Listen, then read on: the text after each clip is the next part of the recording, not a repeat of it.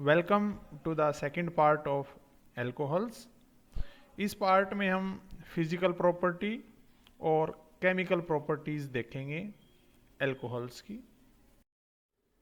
Physical property में सबसे पहले हम देखेंगे hydrogen bonding. Hydrogen bonding alcohol के केस में बहुत ज़्यादा होती है। एक्सटेंसिव इंटरमोलिकुलर हाइड्रोजन बॉन्डिंग होती है एल्कोहल के केस में। तो ये सब इलेक्ट्रोनेगेटिव ऑक्सीजन के कारण होता है। जो इलेक्ट्रोनेगेटिव ऑक्सीजन है उसके कारण बहुत अच्छी हाइड्रोजन बॉन्डिंग होती है एल्कोहल्स के बीच में। दूसरी, boiling point. Boiling point alcohols का बहुत ज़्यादा होता है compare to the corresponding hydrocarbons derivative like alkyl halide and ethers और due to the extensive hydrogen bonding. मान लीजिए हम 3 एग्जांपल लेते हैं। एक ले लेते हैं एल्कोहल जिसमें 2 कार्बन एटम हैं। एक ले लेते हैं इथाइल क्लोराइड जिसमें उसमें भी 2 कार्बन एटम हैं। और एक ले लेते हैं डाइमिथाइल ईथर, यानी कि तीनों के अंदर 2 ही कार्बन एटम हैं। बट इन तीनों डेरिवेटिव में से जो इथेनॉल है उसका जो बॉइलिंग पॉइंट है वो बहुत ज़्यादा है, 351 केल्विन है एज कम्पेयर टू द 286 जो कि इथाइल क्लोराइड का है और डाइमिथाइल ईथर का सबसे कम है इन तीनों में से। तो जो इसका हाई बॉइलिंग पॉइंट है वो ड्यू टू हाइड्रोजन बॉन्डिंग है। हाइड्रोजन बॉन्डिंग के कारण ही इथेनॉल्स का जो अल्कोहल्स का जो बॉइलिंग पॉइंट है हाइयर होता है then corresponding hydrocarbons derivatives. Increase होगा, van der Waals force of attraction increase होंगे। तो मेनली जो बॉइलिंग पॉइंट है वो वंडरवाल फोर्स ऑफ अट्रैक्शन पे ही डिपेंड करता है। तो मोलिकुलर वेट बढ़ेगा, मोलिकुलर मास बढ़ेगा तो definitely van der Waals force of attraction बढ़ेंगे, तो उनका जो बॉइलिंग पॉइंट है वो भी बढ़ेगा। तो जैसे हम 2 कार्बन एटम का अल्कोहल लेते हैं तो 351 केल्विन है। अगर 3 कार्बन एटम का अल्कोहल लेते हैं तो 370 है, यानी कि बॉइलिंग पॉइंट बढ़ गया। और अगर 4 कार्बन एटम का अल्कोहल है तो और ज़्यादा बॉइलिंग पॉइंट हो जाता है। तो जैसे जैसे मोलिकुलर वेट बढ़ाया है वैसे वैसे बॉइलिंग पॉइंट भी बढ़ता जाता है। दूसरा, अगेन जब हम बॉइलिंग पॉइंट जो है अल्कोहल्स का डिक्रीज होगा विद इंक्रीज इन ब्रांचिंग। जैसा कि आपको पता ही है ब्रांचिंग के साथ साथ वंडरवाल फोर्स ऑफ अट्रैक्शन कम हो जाते हैं। मान लीजिए हम केस लेते हैं ब्यूटेनॉल का। पहले लेते हैं N butanol. N butanol linear है।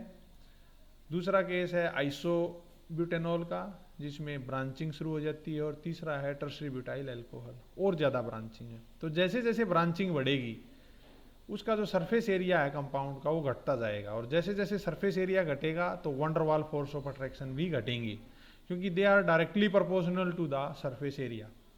तो अगर वंडरवाल फोर्स ऑफ अट्रैक्शन घटेंगे तो डेफिनेटली उनका जो बॉइलिंग पॉइंट है वो भी डिक्रीज होगा। तो हम इस एग्जाम्पल से देख सकते हैं ब्यूटेनॉल के केस में जो बॉइलिंग पॉइंट है वो 390 केल्विन है।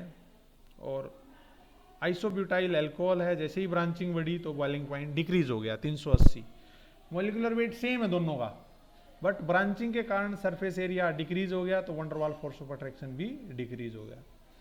तीसरा है टर्शरी ब्यूटाइल अल्कोहल जिसमें और ज़्यादा ब्रांचिंग है तो बॉइलिंग पॉइंट 356 केल्विन, यानी कि आइसोब्यूटाइल अल्कोहल से भी कम। तो एक बात यहाँ से क्लियर है, जैसे जैसे सरफेस एरिया डिक्रीज होगा तो वंडरवाल फोर्स ऑफ अट्रैक्शन भी डिक्रीज होंगे, और van der Waals force of attraction decrease होंगे तो बॉइलिंग पॉइंट भी डिक्रीज होगा।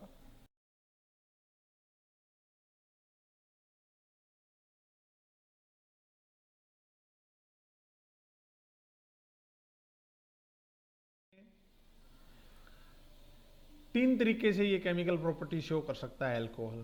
पहला, इस हाइड्रोजन के कारण अपनी केमिकल प्रॉपर्टी शो कर सकता है। दूसरा, OH ग्रुप के कारण केमिकल प्रॉपर्टी शो कर सकता है, यानी कि OH ग्रुप के कारण रिएक्शन जा सकता है। और तीसरा, पूरे के पूरे मॉलिक्यूल के कारण ये अपनी केमिकल प्रॉपर्टी शो कर सकता है। ठीक है, यानी कि पूरा का पूरा मॉलिक्यूल केमिकल रिएक्शन में इन्वॉल्व हो सकता है। तो तीनों केस हम पढ़ेंगे। तो पहला केस है reaction involving the cleavage of hydrogen, यानी कि पहला केस पढ़ेंगे जिसमें हाइड्रोजन का क्लीवेज हो। तो मान लीजिए हम कोई अल्कोहल लेते हैं, अल्कोहल में कोई भी मेटल डालते हैं, तो जैसे ही मेटल डालेंगे तो क्या होता है जो अल्कोहल का H है वो निकाल लेता है, एब्स्ट्रैक्ट कर लेता है इस प्रोटॉन को, और मेटल जा करके लग जाता है। जैसे ही मेटल लगेगा हाइड्रोजन गैस लिबरेट होगी, और मेटल भी सोडियम, पोटेशियम एंड मैग्नीशियम, ये जो है मेटल रिएक्ट कर सकते हैं। तो इस रिएक्शन से हमें यही पता लगता है कि अल्कोहल का जो H प्लस आयन है, H है, वो इजीली निकल सकता है। This suggest the acidic nature of alcohol. तो ये सजेस्ट तो करता है कि इसका एसिडिक नेचर है। और एसिडिक नेचर क्यों है? Due to the ability of oxygen to accommodate the negative charge, क्योंकि ये जो ऑक्सीजन है ये नेगेटिव चार्ज को अकोमोडेट कर सकता है। अगर ये नेगेटिव चार्ज को अकोमोडेट करेगा तो मेटल पे कौन सा चार्ज रहेगा? पॉजिटिव। मेटल पे तो वैसे भी पॉजिटिव ही रहेगा, इलेक्ट्रो पॉजिटिव है ना, तो पॉजिटिव चार्ज। तो ऑक्सीजन इलेक्ट्रोनेगेटिव एटम है तो नेगेटिव चार्ज रख सकता है, और मेटल पे कौन सा चार्ज आ जाएगा? Positive charge. तो इस रिएक्शन से हमें क्या पता लगता है कि कहीं ना कहीं ये अल्कोहल है जो है वो H को रिलीज कर सकता है। अगर H को रिलीज करेगा कोई भी कंपाउंड तो वो क्या होता है? वो एसिड होता है। तो अल्कोहल्स जो हैं वो वीक एसिड का काम करते हैं। Alcohol are weaker acid than water. ये एसिड तो हैं बट वाटर से भी वीक एसिड हैं। तो अब हम इसको एक्सप्लेन करते हैं कैसे। तो मान लीजिए हमारे पास एक तो अल्कोहल है और दूसरा हमारे पास है वाटर। अल्कोहल में जब R ग्रुप जो है, R ग्रुप का प्लस I इफेक्ट होता है। प्लस I इफेक्ट के कारण ये क्या करता है? R अपने इलेक्ट्रॉन ऑक्सीजन को दे देता है, ऑक्सीजन की तरफ इलेक्ट्रॉन आएंगे। तो अब जो है ऑक्सीजन के पास इलेक्ट्रॉन है R की साइड से, तो इस तरीके से ये हाइड्रोजन की साइड से इलेक्ट्रॉन नहीं ले सकता। इतने ज़्यादा इलेक्ट्रॉन नहीं ले सकता इस बॉन्ड के इलेक्ट्रॉन। तो क्या होगा? ये H प्लस आयन को इजीली रिलीज नहीं करेगा। क्यों नहीं करेगा? Due to the plus I effect of R group and which make the OH bond less polar. क्योंकि ये ऑक्सीजन को तो इलेक्ट्रॉन चाहिए क्योंकि इलेक्ट्रोनेगेटिव है, और प्लस I ग्रुप लगा होगा तो वो इलेक्ट्रॉन दे देगा इसको, तो ये इस बॉन्ड से इलेक्ट्रॉन कम लेगा देन प्लस I इफेक्ट के कारण। और इन केस ऑफ वाटर यहाँ पर R ग्रुप की बजाय H है तो इसमें तो इफेक्ट होता ही नहीं H में। तो H के इसके कारण जो ये OH बॉन्ड है ये कंपैरेटिवली अल्कोहल की बजाय ज़्यादा पोलर है, क्योंकि इसको तो प्रोटॉन चाहिए, सॉरी इलेक्ट्रॉन चाहिए, ऑक्सीजन को तो इलेक्ट्रोनेगेटिव एटम है। तो इसकी वजह से क्या होगा? ये इलेक्ट्रॉन ले लेगा और क्या होगा? ये H प्लस आयन को ईजिली रिलीज कर देगा, जिसकी वजह से वाटर कंपैरेटिवली एसिड है, स्ट्रॉन्ग एसिड है कंपैरेटिवली देन अल्कोहल। और ये सब किसके कारण है? ये सब है प्लस R इफेक्ट के कारण।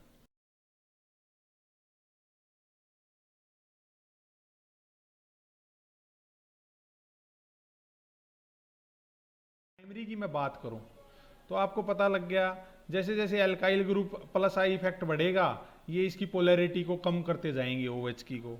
तो मान लीजिए अगर एक CH3 ग्रुप लगा हुआ है तो इसकी पोलैरिटी को कम डिक्रीज करेंगे। अगर दो लगे होंगे तो इस ऑक्सीजन पे ज़्यादा नेगेटिव चार्ज आ जाएगा, ज़्यादा नेगेटिव चार्ज आ जाएगा तो वो और कम पोलराइज करेगा OH को, और तीन आ जाएंगे तो और ज़्यादा कम पोलराइज करेगा। यानी कि अगर प्राइमरी, सेकेंडरी और टर्सरी की हम बात करें तो प्राइमरी जो है वो ज़्यादा एसिडिक है compare to secondary and then compare to tertiary.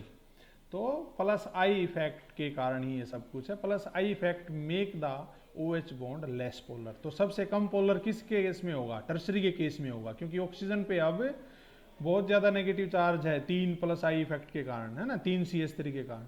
तो इसलिए यहाँ से H प्लस आयन छूटना बहुत मुश्किल है कंपेयर टू द प्राइमरी। तो हम इससे कंपेयर कर सकते हैं, primary are more acidic than secondary and then secondary are more acidic than tertiary. अब उसके बाद हम बात करते हैं reaction of Grignard reagent. Grignard reagent क्या होते हैं? RMgX, ठीक है, RMgX ग्रिग्नार्ड रिएजेंट होते हैं। तो ये अल्कोहल के साथ रिएक्ट करेंगे और R जो होता है, R वो नेगेटिवली चार्ज होता है यहाँ पर, क्योंकि मेटल तो इलेक्ट्रोपॉजिटिव होगा। तो ये R क्या होगा, इसका मतलब नेगेटिव होगा। तो ये क्या करते हैं, they will take the hydrogen, हमें पता लग गया ये एसिडिक है, ये H जा सकता है अल्कोहल का, तो ये H पे आसानी से अटैक कर देगा और R को क्या कर देगा, RO नेगेटिव, तो उस पर ROMgX लग जाएगा। तो यानी कि हम जैसे ही अल्कोहल की रिएक्शन कराएंगे ग्रिग्नार्ड रिएजेंट के साथ, तो क्या देगा हमें, एल्केन और ROMgX। तो इसी सिमिलरली अगर Grignard reagent methyl magnesium halide को अगर हम किसी भी एक्टिव हाइड्रोजन वाले मॉलिक्यूल से रिएक्ट कराएंगे, एक्टिव हाइड्रोजन वाले मॉलिक्यूल वो मॉलिक्यूल जिनमें से H प्लस आयन निकल सकता हो, लाइक RnH2, इसमें भी एक्टिव हाइड्रोजन है, वो हाइड्रोजन जो इलेक्ट्रोनेगेटिव एटम से अटैच हों वो एक्टिव हाइड्रोजन होंगे। तो यहाँ पे जैसे N से अटैच है H, तो ये एक्टिव हाइड्रोजन होगा। तो ये H कौन ले लेगा, ये CH3 जो है CH3 नेगेटिव, ये इस H को ले लेगा आराम से, और फिर ये क्या बना लेगा, मीथेन, और उसका काउंटर मॉलिक्यूल निकल जाएगा। सिमिलरली RSH अगर हम ले, थायोल, थायोल में भी देखो इलेक्ट्रोनेगेटिव एटम है सल्फर, सल्फर से H लगा हुआ है, तो CH3 क्या करेगा, CH3 will take this hydrogen and they will form methane. तो इस तरीके से हम इसको देख सकते हैं केमिकल प्रॉपर्टीज।